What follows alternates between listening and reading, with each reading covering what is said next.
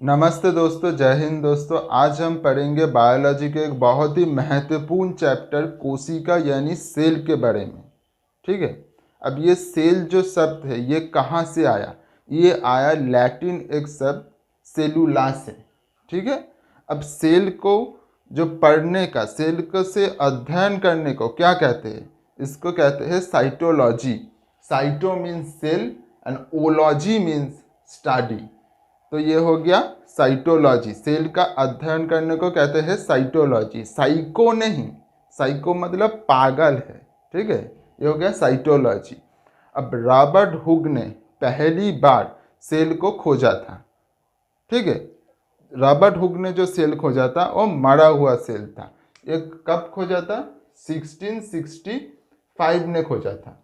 अब उसके बाद एंटन वेन ल्यूवेनहॉग ने पहली बार जीवित कोशिका को खोजा था। ठीक है। तो अब क्वेश्चन ये आता है कि कोशिका का जनक कौन हुआ? तो कोशिका का जनक हुआ रॉबर्ट हुक ने। माना कि इन्होंने मरा हुआ कोशिका को खोजा था, लेकिन पहली बार कौन खोजा था? रॉबर्ट हुक ने। और जीवित कोशिका कौन खोजा था? एंटन वेन ल्यूवेनहॉक ने। तो इन दोनों के बाद, बहुत दिनों के बाद 1839 में, ठीक है, शेल्डन एंड स्वान नाम का दो और साइंटिस्ट आया और इन्होंने कहा कि हमारा जो पूरा शरीर है ये सेल से बना हुआ है। ठीक है। अब इन्होंने जो 3 तत्व दी थी इसको हम एक सर्कल सेल थ्योरी भी कहते हैं। ये 1813 में थे, 39 में था। ठीक है। अब पहली तत्व कौन सी थी? सभी जीवित जीवों में एक या एक से अधिक सेल से बना हुआ होता है। ये बिल्कुल सही बात है। हमारा पूरा शरीर सेल से ही बना हुआ है। एक से अधिक। एक मतलब क्या है? यूनिसेलुलर होता है और कुछ मल्टी सेलुलर होता है। हम कौन है? मल्टी सेलुलर है। अब सेकेंड क्या कहा था? कोशिका जीवों की मूल इकाई होता है। मतलब क्या? इकाई मतलब क्या है? यूनिट ऑफ लाइफ है। ये सबसे मेन चीज़ है, अहम हिस्सा यही अदा करता है। ठीक है। अब कुछ लोगों को ये लगता है कि सेल सबसे छोटा अंग है, लेकिन सेल सबसे छोटा अंग नहीं है। सेल के अंदर भी कुछ रहता है। ठीक है। अब सेल के अंदर भी कुछ रहता है। अब सेल के अंदर जब रहता है तो ये तो सबसे छोटा नहीं हो सकता।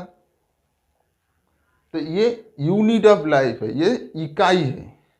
अब थर्ड क्या कहा था? कोशिका पहले से ही मौजूद कोशिका से उत्पन्न होती है।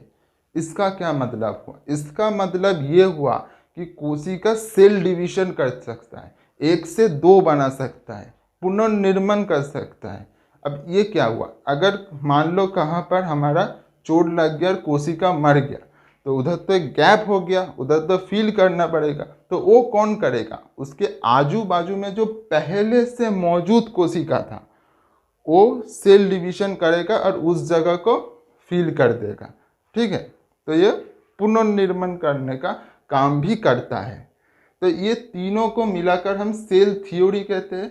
और ये 1839 में था, शेल्डन एंड स्वान ने किया था। ये बहुत इंपॉर्टेंट एक चीज़ है।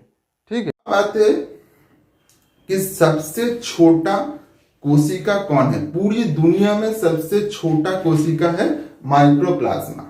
ठीक है। अब पूरी दुनिया में सबसे बड़े कौन है? सबसे बड़े है ऑस्ट्रिच का अंडा। ये सबसे बड़ा है। अब हो गया सबसे छोटी या सबसे बड़ी, स्मॉलेस्ट एंड लार्जेस्ट दुनिया में। अब आएगी हमारा शरीर में, मानव शरीर में सबसे छोटा कौन है? मानव शरीर में सबसे छोटा है स्पर्म। ये मेल में पाया जाता है। अब सबसे बड़ा कौन है? मानव शरीर में सबसे बड़ा ये है ओवम। ये कहाँ पाया जाता है? फीमेल में पाया जाता है, मेल में नहीं पाया जाता। तो ये हो गया मानव में सबसे छोटा, सबसे बड़ा।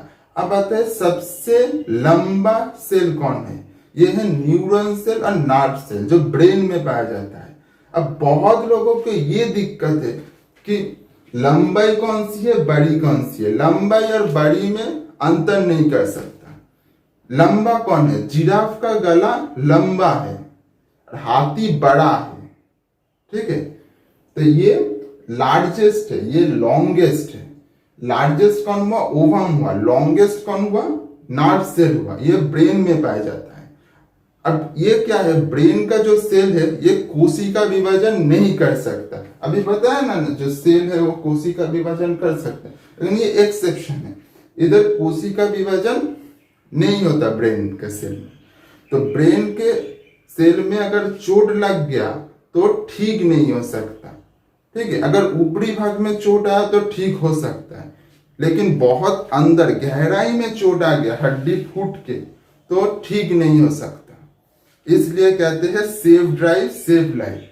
बाइक चलाते हुए एकदम हेलमेट पहन के ठीक ठाक से चलाया कीजिए, नहीं तो एक बार चोट आ गया तो डिलीट हो जाओगे।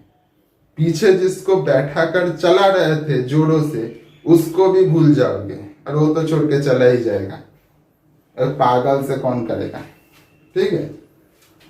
ये हो गया। तो पहन के चलिए हेलमेट को, इसमें कोशिका विभाजन नहीं होता। अब आते हैं मेन बात में। अब कोशिका विभाजन इधर नहीं होता, कहाँ जल्दी होता है? लीवर में जल्दी जल्दी हो जाता है। अगर लीवर में कुछ डिफेक्ट हो गया, अगर कुछ चोट मोट आ गया, तो खुद से ठीक कर सकता है, ठीक है। अब आते हैं मेन बात पे, कोशिका। कोशिका का अभी कहा क्या था? इकाई है, unit of cell, unit of life है। तो ये कोशिका मेन चीज है। अब एक बात बताइए, अगर एक घर बनाना है तो मेन चीज क्या है? ईंट है ना। माना कि उसमें बालू, सीमेंट, प्लास्टर बहुत कुछ है, लेकिन मेन चीज क्या है? मेन चीज ईंटों है। अब कुछ ईंटों के जोड़कर क्या बन जाता है? एक एक दीवार बन जाता है, ठीक है। अब दीवार को ठीक तरह के सजाकर एक कमरा बन जाता है, रूम बन जाता है एक। सही बात है ना। अब कुछ रूम को अगर ठीक से बना लिया, मतलब bathroom, drawing room, dressing room सब ठीक ठाक से बना लिया, तो एक घर बन जाता है। ठीक उसी तरह कोशिका ईंट के समान, ठीक है। कोशिका मेन चीज हुआ। कोशिका को जोड़कर क्या बनता है? उत्तक। उत्तक यानी टिश्यू बनता है। अब कुछ उत्तक को ठीक से जोड़कर क्या बनता है? एक अंग बनता है। अंग मतलब हाथ, पाँव, हमारा किडनी, हार्ट, लीवर, सब ये अंग है एक। तो उत्तक को जोड़कर अंग बन गया। और ये हाथ पाँव अगर ठीक ठीक जगह लगाया और ठीक ठीक जगह से ठीक ठाक से हुआ, तो क्या हो गया? हमारा शरीर हो गया, ह्यूमन बॉडी हो गया, ठीक है। अब क्या है? कोशिका, कोशिका जोड़ के उत्तक, उत्तक जोड़ के अंग, अंग जोड़ के हमारा शरीर, ठीक है। तो ये आप समझ गए होंगे। इसके बाद हम पढ़ेंगे कोशिका के अंदर क्या क्या चीज है, उसका क्या क्या काम है। अब इसका एक स्क्रीनशॉट ले लीजिए, फिर हम उसके बारे में बताते हैं। चलिए अब हम पढ़ते हैं कि कोशिका के पार्ट के बारे में, कोशिका के अंदर क्या क्या रहता है उसके बारे में हम पढ़ते हैं। कोशिका अंगाणु के बारे में पढ़ते हैं। तो इसके पहले क्या आता है? सबसे पहले आता है कोशिका झिल्ली यानी सेल मेम्ब्रेन। इसे प्लाज्मा मेम्ब्रेन भी कहता है, इसे प्लाज्मा मेम्ब्रेन भी कहता है, ठीक है। तो इसको पहली बार कौन देखा था? नेगेली एंड क्रैमर ने 1855 में ये पहली बार डिस्कवर हुआ था, ठीक है। तो ये हुआ कोशिका झिल्ली। तो कोशिका झिल्ली के कुछ हम कैरेक्टरिस्टिक देख लेते हैं। तो ये प्लांट और एनिमल दोनों में पाया जाता है, पेड़ पौधे और जीव जंतु पशु में दोनों में पाया जाता है, ठीक है। तो एनिमल कौन हुआ? जो हिल डुल सकता है, इधर उधर घूम फिर सकता है, जैसे हम हो गया, तुम हो गया, कोई एनिमल हो गया, कुछ भी हो गया, तो जंतु जानवर है। और ये क्या हुआ? प्लांट हुआ, जो एक जगह रहकर बस पत्ती हिलाता रहता है, और प्लांट हो गया। तो ये जो है ये बाहरी भाग में रहता है। कोई भी अंगाणु हो, माइटोकॉन्ड्रिया हो, गोल्गी बॉडी हो, कुछ भी हो, तो इसी के अंदर में रहता है, ये बाहरी भाग में रहता है, ठीक है। तो ये किस चीज़ से बना हुआ है? ये बना हुआ है प्रोटीन और लिपिड से बना हुआ है। ये इस जैसा बाहरी स्ट्रक्चर एक बना हुआ होता है।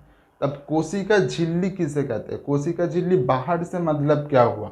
अब जब मार्केट में जाते हो तब आलू, पटल सब उसके अंदर रहता है, एक बैग में देता है आपको, एक झिल्ली में देता है, तो बाहरी से एक झिल्ली हुआ ना, उसके अंदर सब रहता है। ठीक उसी तरह ये एक झिल्ली है जिसे सेल मेम्ब्रेन कहता है, कोशिका झिल्ली, इसके अंदर सब कुछ है। ठीक है, अब आते हैं सेकंड, कोशिका भित्ति यानी सेल वॉल। अब सेल वॉल किसे कहते हैं? इसी के बाहरी भाग में अगर और एक पर्दा हो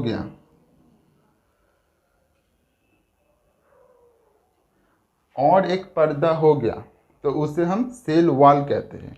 और सेल वॉल सिर्फ प्लांट में ही पाया जाता है, सेल वॉल एनिमल सेल में नहीं पाया जाता। तो ये पेड़ पौधों में ही सिर्फ पाया जाता है। ये क्या करता है? प्रोटेक्शन देता है, स्ट्रक्चर करता है। ये भी स्ट्रक्चर करता है, लेकिन ये भी बहुत ज़्यादा ये सख्त है। ठीक है, ये किस किस चीज़ से बना हुआ है? ये सेलुलोज से बना हुआ है, पेक्टिन से बना हुआ है, लेग्निन से यानी हेमीसेलुलोज से। सबसे इम्पॉर्टेंट चीज़ ये सेलुलोज है। अब क्वेश्चन आता है कि कागज में कौन सा है, पेपर में कौन पाया जाता है? तो सेलुलोज पाया जाता है। ठीक है, ये बहुत क्वेश्चन आता है, तो इसका भी एक स्क्रीनशॉट ले लीजिए। अब हम पढ़ते हैं माइटोकॉन्ड्रिया के बारे में। माइटोकॉन्ड्रिया क्या है? माइटोकॉन्ड्रिया जो काम हमारा करता है वो हमको ऊर्जा प्रदान करता है, शक्ति देता है। इसको कौन पहली बार खोजा था? पहली बार खोजा था एल्बर्ट वॉन कोइलेकन ने 1857 में। और माइटोकॉन्ड्रिया को माइटोकॉन्ड्रिया नाम किसने दिया था? वो दिया था बेंडा ने। ठीक है, अब जब हम सांस लेते हैं तब हमारा ब्लड में जो हीमोग्लोबिन है वो ऑक्सीजन को ले लेता है, और ऑक्सीजन को लेकर वो किसको देता है? वो जाके सेल के अंदर माइटोकॉन्ड्रिया को देता है। ठीक है, और माइटोकॉन्ड्रिया उससे ऊर्जा बनाता है। कैसे? जब ऑक्सीजन उसको देता है तब उसके अंदर एक साइकिल चलता है, उसको हम क्रेब्स साइकिल कहते हैं। क्रेब्स नाम के साइंटिस्ट ने इसको पहले बार खोजा था, उसके हिसाब से उसका नाम पड़ गया क्रेब्स साइकिल। ठीक है, अब क्रेब्स साइकिल से एटीपी होता है। अब 38 एटीपी मिलकर एक ग्लूकोज बनता है, और ग्लूकोज से हमको ऊर्जा प्रदान होता है, पावर मिलता है। तो हमारा शरीर के अंदर, सेल के अंदर शक्ति घर क्या है? वो हुआ माइटोकॉन्ड्रिया। पावर हाउस कौन है? वो हुआ माइटोकॉन्ड्रिया। अब क्वेश्चन ये भी आता है कि ऑक्सीजन का शोषण कहाँ हुआ? तो वो हुआ माइटोकॉन्ड्रिया में। ठीक है, अब एक मजेदार चीज होता है। क्या होता है? सेल में, हर एक हमारा बॉडी में हर एक सेल में तो माइटोकॉन्ड्रिया है, और वो बन भी गया। लेकिन जब हम कोई काम करता है, मान लो कोई दौड़ रहा है, कोई बैडमिंटन खेल रहा है, तो अगर कोई दौड़ रहा है तो उसका सबसे जरूरत कहाँ लगेगा? पाँव में लगेगा। एनर्जी तो उसके पाँव में लगेगा। अगर कोई बैडमिंटन खेल रहा है तो उसका सबसे एनर्जी कहाँ लगेगा? हाथों में लगेगा।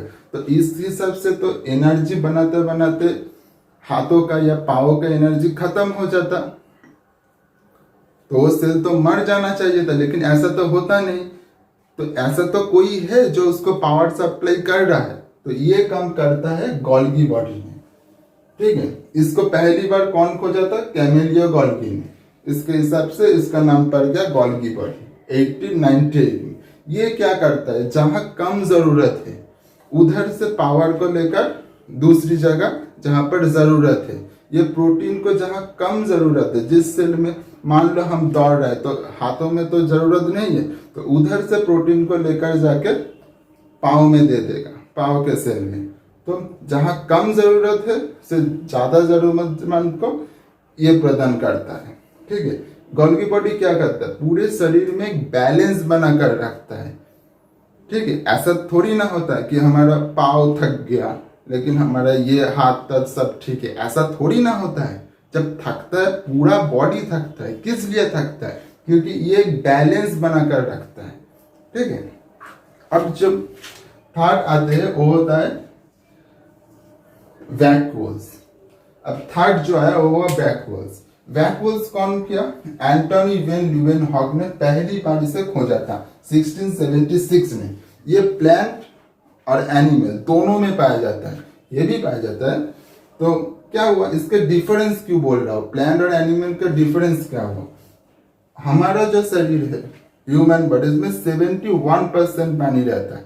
तो एक बगुलवा कहता है, एक बार स्टूडेंट को क्या था कि कहा था वो बोला कि पेट में रहता है। अरे बाबू, आप पेट में रहेगा तो पेट फूल नहीं जाएगा, पेट में थोड़ी ना इतना पानी रहेगा। वो कहाँ रहेगा? सेल के अंदर रहता है, ज्यादातर वैक्यूल्स में रहता है। तो अब पानी कहाँ पर रहता है? वैक्यूल्स में रहता है। ठीक है, पहली बात ये। अब हमारा शरीर का वैक्यूल्स छोटा होता है ह्यूमन बॉडी का, लेकिन प्लांट का वैक्यूल्स बहुत बड़ा बड़ा होता है। क्यों होता है? क्योंकि उसमें पानी स्टोर करना पड़ता है, उसका जरूरत है। तो हमारा जो वैक्यूल्स प्लांट और दोनों में क्या अंतर हुआ? एनिमल सेल में वो छोटा छोटा रहता है और पेड़ पौधों में बड़ा बड़ा वैक्यूल्स रहता है। ठीक है, तो इसका भी एक स्क्रीनशॉट ले लीजिए। फिर मैं अब हम बात करेंगे सेंट्रोजोम के बारे में। सेंट्रोजोम यानी तारकाकाय। ये कौन पहले खोजा था? ये खोजा था बोवेरी ने। इसका काम क्या है? इसका काम है कोशिका विभाजन करना। कोशिका विभाजन यानी पुनर्निर्माण करना। तो ये कहाँ पाए जाते हैं? सबसे ज़्यादा लीवर में पाए जाते हैं। और कहाँ नहीं पाए जाते? ब्रेन में नहीं पाए जाते। ठीक है, ये पहले बताया था। तो जब अब दिक्कत क्या होता है, जब कोई सेल में ये सेंट्रोजोम के द्वारा कोई सेल डिवीजन बहुत ज़्यादा होता है, अनकंट्रोल सेल डिवीजन हो जाता है, तब वहाँ पर कैंसर होता है। ठीक है, लेकिन अब एक बात बताइए, ब्रेन सेल में तो ये सेंट्रोजोम नहीं रहता, तो ब्रेन सेल के ब्रेन कैंसर होता कैसे? अब ये बात एकदम सही है कि ब्रेन सेल में सेंट्रोजोम नहीं होता, लेकिन कहाँ नहीं होता? ब्रेन सेल के 90% जो होता है वो न्यूरॉन सेल होता है, वहाँ सेंट्रोजोम नहीं होता। लेकिन 10% जो है वो गैलियल सेल होता है, और गैलियल सेल में ये सेंट्रोजोम पाया जाता है। इसलिए जब भी glial cell uncontrol cell division start कर देता है, तभी ब्रेन में कैंसर का जन्म लेता है। ठीक है, अब आप समझ गए होंगे कि ब्रेन में कैसे कैंसर होता है। ठीक है, और 10% गैलियल सेल के वजह से। तो ये हो गया सेंट्रोजोम। अब आते हैं हम एंडोप्लाज्मिक रेटिक्यूलम के बारे में। ठीक है, ये क्या है कि जालिका है, अंतःप्रणाली जालिका। इसका क्या काम है? इसका काम है, ये अंतःकंकाल का काम करता है। ये सपोर्ट देता है सेल को। जैसे हमारा पिलर हो जाता है ना, घर में पिलर होता है, सपोर्ट देकर रखता है, ये भी सपोर्ट देता है कि सेल पचकाए नहीं, चिपक ना जाए। तो ये ऐसा काम करता है। ठीक है, अब ये जो है, ये पहली बार कौन खोजा था? Albert Claude and Keith Porter ने 1945। ठीक है, अब ये जो है ये दो टाइप के रहता है। क्या? एक होता है राफ, एक होता है स्मूथ। राफ यानी खुरबुरा, ठीक है, और स्मूथ यानी चिकना। चिकनी जो होता है ना, एकदम स्मूथ, ओ वाह। तो राफ यानी RER means rough endoplasmic reticulum, and SER means smooth endoplasmic reticulum. इस दोनों का क्या काम है? ये जो स्मूथ है, स्मूथ यानी ये क्या बनाता है? चर्बी यानी वासा बनाता है। ठीक है, ये चर्बी यानी वासा बनाता है। और ये राफ एंडोप्लाज्मिक रेटिक्यूलम क्या करता है? ये जो है एक खुरबुरा रहता है, खुरकता हुआ रहता है। तो ये क्या करता है? ये प्रोटीन बनाता है। लेकिन ये जो कह रहे हैं हम प्रोटीन बनाता है, ये आधा सच है। क्यों आधा सच है? क्योंकि एंडोप्लाज्मिक रेटिक्यूलम प्रोटीन नहीं बनाता। एंडोप्लाज्मिक रेटिक्यूलम के ऊपर राइबोसोम रहता है, वो प्रोटीन बनाता है। अब समझिए खुरबुरा क्यों है? खुरबुरा इसलिए है क्योंकि उसके ऊपर राइबोसोम जाके बैठा है। ठीक है, तो वो राइबोसोम एक्चुअली में प्रोटीन बनाता है, लेकिन हम कहते हैं कि एंडोप्लाज्मिक में राफ एंडोप्लाज्मिक रेटिकुलम प्रोटीन बनाता है। ये आधा सच है। ठीक है, अब हम इसके बाद में राइबोसोम के बारे में बात करेंगे। तो अब पहले इसको एक स्क्रीनशॉट ले लीजिए। अब हम बात करेंगे राइबोसोम के बारे में। राइबोसोम ये पहली बार खोजा था प्लेन ने 1955 को। इसको हम प्रोटीन फैक्ट्री भी कहते हैं, क्योंकि राइबोसोम में ही प्रोटीन उत्पन्न होती है। ठीक है, अब ये राइबोसोम दो तरह के होते हैं, 70S और 80S। 70S कहाँ पाया जाते हैं? प्रोकैरियोटिक में। और 80S कहाँ पाया जाते हैं? यूकैरियोटिक में। प्रोकैरियोटिक और यूकैरियोटिक का जो डिफरेंस है उसका मैं अलग से वीडियो बना दिया है, वो जाके आप देख लीजिएगा, डिस्क्रिप्शन पे लिंक भी मिल जाएगा। ठीक है। अब देखिए 70S और 80S जो होता है, 70S में और ये जो राइबोसोम होता है, राइबोसोम में दो पार्ट होता है, एक बड़ा वाला एक छोटा वाला। तो राइबोसोम में जो होता है 70S में उसमें 30S होता है, 50S होता है, और 80 में क्या होता है 40S जो छोटा वाला है और 60S बड़ा वाला है।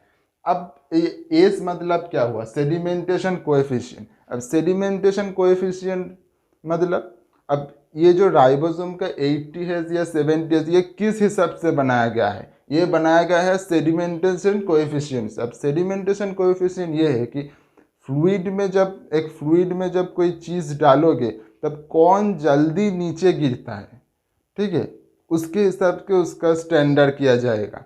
इसका कोई मतलब नहीं कि जो बड़ा होगा उसका ही कोएफिशिएंट ज़्यादा आएगा, ठीक है, उस हिसाब से ये है, उस हिसाब से राइबोसोम के 80S 70S डिवीजन किया गया है, ठीक है। तो ये हो गया राइबोसोम। अब आते हैं सेल के मेन पार्ट न्यूक्लियस के बारे में, यानी केंद्रक। न्यूक्लियस यानी केंद्रक,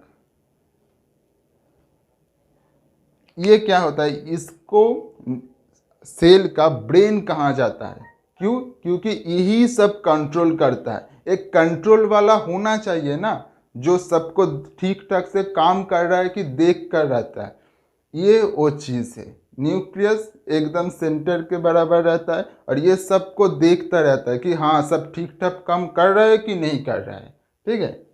तो ये ब्रेन सेल हो गया या कंट्रोलर हो गया। इसके अंदर क्या क्या पाए जाते हैं, आरएनए होता है, डीएनए होता है, प्रोटीन होता है। इसके अंदर प्रोटीन 80% रहता है और डीएनए 10% रहता है, और अन्य पदार्थ जैसे आरएनए हो गया, कुछ केमिकल हो गया, लिक्विड हो गया, ये सब मिलाकर बाकी 10% का रहता है, ठीक है। तो ये न्यूक्लियस पूरी सेल को कंट्रोल करता है कि हाँ हमारा ऊपर पूरा पावर है, हम सबको कंट्रोल करेगा कि सब ठीक ठाक काम कर रहा है कि नहीं कर रहा है, ठीक है। तो इसका आप एक स्क्रीनशॉट ले लीजिए, फिर आप अगले पढ़ते हैं। अभी हम क्या पढ़ रहे थे, न्यूक्लियस के बारे में पढ़े थे, और न्यूक्लियस के अंदर क्या कहे थे, डीएनए है। अब डीएनए कहाँ पर है, डीएनए है क्रोमोसोम पे। सेल को अगर जूम करोगे तो ये सबके साथ साथ न्यूक्लियस भी आएगा, और न्यूक्लियस के और थोड़ा और जूम करोगे तो मिलेगा ऐसा तारका का संरचना मिलेगा जिसको हम क्रोमोसोम कहते हैं। और क्रोमोसोम कितना रहता है, 46 यानी 23 पेयर रहता है, और ये मेल फीमेल में दोनों ही 46 रहता है। लेकिन दोनों में थोड़ा अंतर है। क्या अंतर है, मेल में जो होता है वो 22 ऑटोसोम रहता है और सेक्स क्रोमोसोम है जो XY है, ठीक है। और फीमेल में क्या होता है, 22 ऑटोसोम रहता है और XX रहता है फीमेल में। तो ये थोड़ा डिफरेंस है, लेकिन 46 क्रोमोसोम ही रहता है। अब कभी कभी क्या होता है, थोड़ा गलती हो जाता है, तो इधर सेक्स क्रोमोसोम की जगह XX हो जाता है, XXY हो जाता है, तो वो थोड़ा गलती हो जाता है, लेकिन यही नॉर्मल है, ठीक है। तो इसका आप स्क्रीनशॉट ले लीजिए। अब बात करेंगे लाइसोसोम के बारे में। लाइसोसोम क्या है, इसके अंदर बहुत ही एक खतरनाक एंजाइम रहता है। क्या है ये हाइड्रोलाइटिक एंजाइम है। ये जिस चीज़ के भी ऊपर पड़ता है उसको जला देता है, उसको नष्ट कर देता है। इसको पहली बार कौन खोजा था, डी डुवे ने, ठीक है। इसके अंदर क्या है, हाइड्रोलाइटिक एंजाइम है। अगर मान लो कोई काम नहीं कर रहा है ठीक से, माइटोकॉन्ड्रिया हो गया, गाल्गी हो गया, वैक्यूल हो गया, सेंट्रोसोम हो गया, एंडोप्लाज्म हो गया, कोई भी होगा तो ठीक से काम नहीं कर रहा है, तो ये क्या करेगा, ये बोलेगा काम नहीं करेगा चल तू मर। तो ये हाइड्रोलाइटिक एंजाइम उसके ऊपर छोड़ देगा और उसे पचा देगा, उसे मार देगा।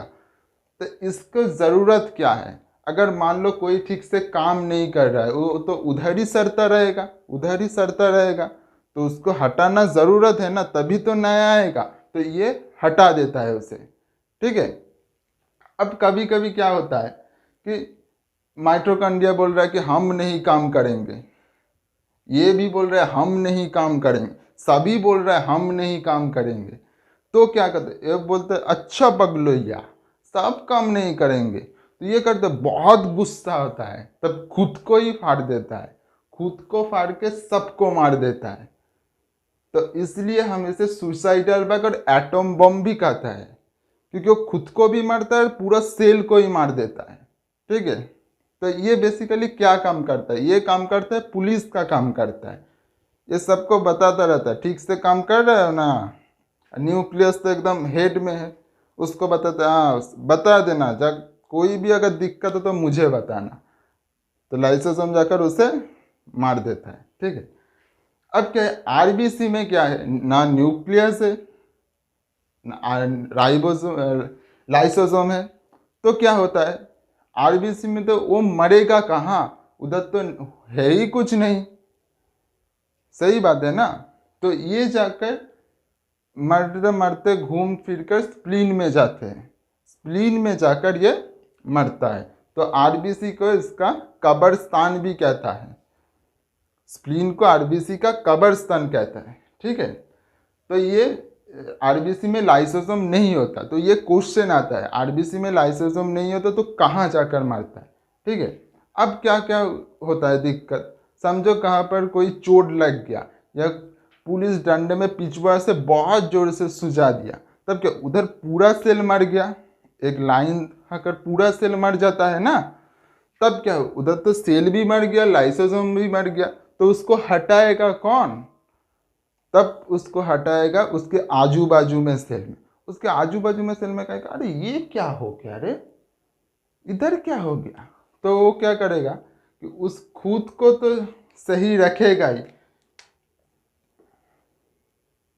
खुद को सही रखेगा, खुद को सेल को ठीक ठाक से देख लेगा कि हाँ हमारा तो सब ठीक ठाक है, अब दूसरे को बोलेगा अच्छा तेरे को भी ठीक ठाक है, और दूसरों को भी जाकर छिड़क देता है। इसलिए कुछ दिनों अब जब सूझ जाता है ना, वो अब 7-8 दिन के बाद ठीक हो जाता है। कैसे हो जाता है, क्योंकि ये उसको जाके वहाँ पर ख़त्म करके उसको हटा देता है। फिर तो आता है सेंट्रोसोम जो उसको डिवीजन करके उसे फिलअप कर देता है, वो बात अलग है। ठीक है, ये हो गया लाइसोसोम का काम। प्रोटोप्लाज्म में, प्रोटोप्लाज्म क्या है, प्रोटोप्लाज्म यानी जीव द्रव्य। प्रोटोप्लाज्म पहली बार कौन देखा था, जेन एवेंगेलिस्ट ने देखा था। ठीक है, प्रोटोप्लाज्म का काम क्या है, प्रोटोप्लाज्म का काम है ये सब जो चीज़ है ये सबको सही जगह सही तरीके से रखना। सही तरीके से रखना मतलब अगर कोई चीज़ इधर उधर हो गया तो इधर उधर हिल डुल के तो नष्ट भी हो सकता है, खराब भी हो सकता है, तो उसको सही तरीके से तो रखना पड़ेगा ना।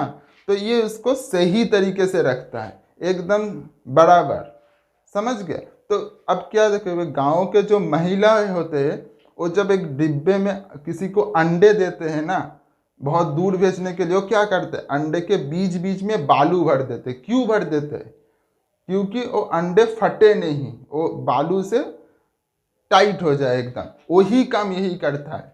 इधर भी एक गैप फिलिंग कर देता है और जो भी है वो वही जगह एकदम स्टेबल होकर रह जाते हैं, जरा इधर उधर नहीं करते। ठीक है, अब इसमें जो होता है 80% पानी होता है। ठीक है, 80% अगर पानी है उसमें से 1% भी अगर कम हुआ तो हम लोगों का प्यास लगता है, पानी पीते हैं ना हम, अगर 80% में 10% कम हुआ तो आदमी मौत भी हो सकता है। ठीक है, आदमी का मौत भी हो सकता है। अब प्रोटोप्लाज्म कुछ एरिया के डिफरेंस से कुछ नाम है, जैसे साइटोप्लाज्म है, अगर सेल में जो है उसको साइटोप्लाज्म कहते हैं। साइटो मीन्स बोला था हमने सेल, तो उसको साइटोप्लाज्म कहते हैं। न्यूक्लियस के अंदर जो लिक्विड रहते हैं उसको न्यूक्लियोप्लाज्म कहते हैं, क्योंकि केंद्रिक है ये। ठीक है, अब समझ गए होंगे पूरा जो हो माइटोकॉन्ड्रिया बता दिया, Golgi vacuoles, centriole, endoplasm, reticulum, reticulum, lysosome and protoplasm, nucleus, सबका काम हो गया। अब इसका एक स्क्रीनशॉट ले लीजिए, अगली हम बात करेंगे सिलिया और फ्लाजेला के बारे में। सिलिया और फ्लाजेला सिर्फ एनिमल सेल में ही पाए जाते हैं, ये प्लांट सेल में नहीं पाए जाते। ये एक हेयर लाइक स्ट्रक्चर है। ठीक है, एक बाल के बराबर एक स्ट्रक्चर होता है। सिलिया और फ्लाजेला में डिफरेंस क्या हुआ, सिलिया गुच्छे में रहता है, बहुत रहता है, छोटे छोटे रहता है, और फ्लाजेला एक ही ज़्यादातर करके एक ही रहता है और ये बहुत लंबाई में रहता है। ठीक है, सिलिया कैसा रहता है, बहुत छोटे छोटे छोटे छोटे रहते हैं, ठीक है, ऐसे ऐसे छोटे छोटे रहते हैं। और फ्लाजेला कैसा होता है, फ्लाजेला एक ही होता है, ज़्यादातर लंबाई में होता है, ठीक है। तो फ्लाजेला सीलिया से छोटा है। ये क्या काम करता है, ये मूवमेंट में हेल्प करता है। ऐसे ऐसे बीट करता है तो बाहर के, तो ये सामने की ओर जाता है और पीछे की ओर जहाँ पर भी जाता है, लेकिन ये मूवमेंट में हेल्प करता है, ठीक है। ये आउटर पार्ट में होता है और ये सिर्फ एनिमल सेल में ही पाए जाते हैं, ठीक है। और सीलिया और फ्लाजेला का जो मूवमेंट और कैसा मूवमेंट है, इसके लिए हम अलग से वीडियो बनाएंगे, ठीक है। तो अब आते हैं प्लास्टिड यानी लवक के बारे में। ये सिर्फ प्लांट सेल में ही पाए जाते हैं, ठीक है। और प्लास्टिड क्या होता है, प्लांट सेल में सबसे बड़ा कोषाणु होता है, ठीक है। जैसे कि एनिमल सेल कहेगा तो क्या होगा, न्यूक्लियस होगा, लेकिन प्लांट सेल कहेगा तो न्यूक्लियस नहीं होगा, प्लास्टिड होगा, ठीक है। अब प्लास्टिड कुछ टाइप्स के होते हैं। कैसे होता है, ये क्लोरोप्लास्ट, क्रोमोप्लास्ट एंड ल्यूकोप्लास्ट। इसका क्या क्या काम है, क्लोरोप्लास्ट यानी हरित लाभक यानी ग्रीन कलर होता है इसका। तो ये क्या करता है, यह फोटोसिंथेसिस करता है, क्लोरोफिल रहता है इसमें, ठीक है। तो ये सनलाइट को काम के लगाकर फोटोसिंथेसिस करकर और खाना बनाता है, इसके लिए ज़रूरतमंद के लिए खाना बनाता है, ठीक है। तो इसका काम हुआ क्लोरोप्लास्ट। अब क्रोमोप्लास्ट क्या हुआ, ये खाना वाना कुछ नहीं बनाता, ये बस बनाया हुआ खाना को रंग दे देता है, ठीक है। अब ये क्या क्या रंग देता है, ये रंग देता है बहुत सारे, लाल होते हैं, पीला होते हैं। तो ये देखिए इधर जो है गाजर का जो रंग है, ठीक है, गाजर का जो रंग होता है ना ऑरेंज कलर का, वो किस लिए होता है, वो होता है कैरोटीन के वजह से, ठीक है, वो होता है कैरोटीन के वजह से। अब आ गया पीला, पीला किसके वजह से होता है, पीला होता है जैंथोफिल के वजह से। अब ये तो लसिकापन, इसके क्या होता है, टमाटर का लाल रंग के वजह से, ठीक है। ये सब अलग अलग टाइप के और भी बहुत टाइप के होते हैं, लेकिन ये मेन है, ठीक है। अब आया ल्यूकोप्लास्ट। ल्यूकोप्लास्ट का कुछ कलर नहीं होता, ये वाइट कलर का होता है। इसका क्या काम होता है, खाना को स्टोर कर लेना। स्टोर कहाँ कर सकता है, बीज में कर सकता है, या जो जमीन के अंदर जो है स्टेम है या रूट है, वहाँ पर ये खाना को स्टोर करके रखता है। तो इसका ल्यूकोप्लास्ट का ये काम हो गया, ठीक है। तो प्लास्टिड का पूरा समझ गए होंगे, प्लास्टिड का क्या काम है।